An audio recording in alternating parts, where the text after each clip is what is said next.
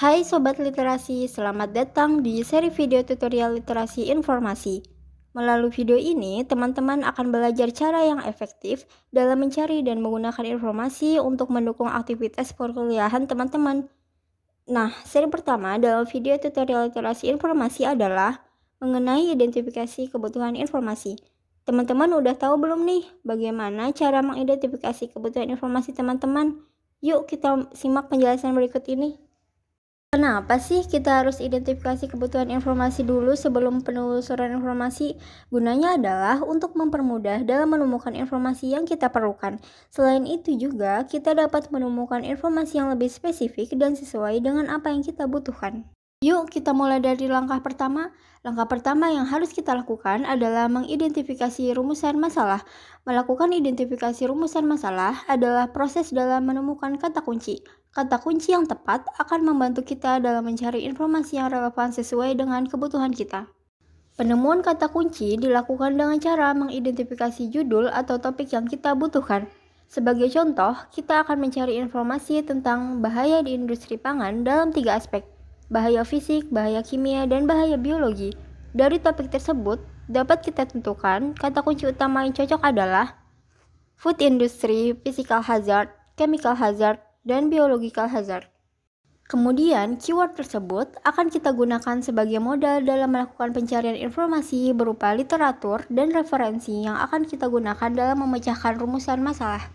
Pada langkah kedua, kita akan mengembangkan kata kunci yang didapat dari studi kasus tersebut.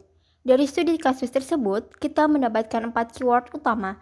Di antaranya adalah food industry, physical hazard, chemical hazard, dan biological hazard. Kita bisa mengembangkan kata kunci agar mampu menemukan hasil yang lebih spesifik. Caranya dengan menggunakan thesaurus atau bisa mencari dengan menggunakan sinonim atau antonim. Hal ini dilakukan karena terdapat 3 jenis hubungan pada thesaurus. Pertama, pada thesaurus terdapat hubungan kesetaraan atau sinonim.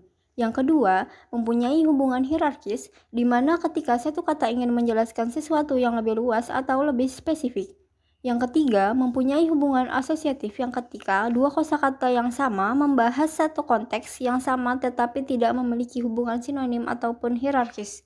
Setelah mengidentifikasi rumusan masalah dan mengembangkan kata kunci, langkah terakhir yaitu memformulasikan kata kunci atau penyusunan konsep kata kunci. Formulasi kata kunci berguna untuk mempermudah dalam mencari sumber informasi yang spesifik sehingga mampu memperoleh informasi yang sesuai dengan apa yang kita butuhkan.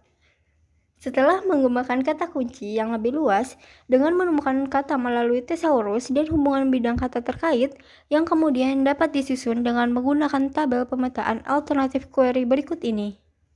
Melalui pemetaan alternatif query ini, pengguna dapat memformulasikan keyword utama yang dimiliki sebelumnya agar hasil pencarian bisa diperluas sehingga proses penelusuran informasi tidak hanya berfokus pada keyword yang itu-itu saja. Jadi, ketika ingin mencari alternatif pencarian yang lebih luas, dapat langsung memasukkan alternatif keyword pertama dan kedua. Memformulasikan keyword atau kata kunci juga dapat dilakukan dengan mengkombinasikan dari hasil pemetaan alternatif kata kunci yang disilangkan antara satu sama lain. Pengguna bebas dalam menggabungkan keyword seperti apapun sampai mendapatkan hasil penelusuran informasi yang sesuai dengan apa yang pengguna butuhkan. Sangat mudah bukan untuk mengidentifikasi kebutuhan informasi? Yuk jangan lupa untuk dipraktikkan ke dalam aktivitas perkuliahan ya. Sampai jumpa di seri video tutorial literasi informasi berikutnya.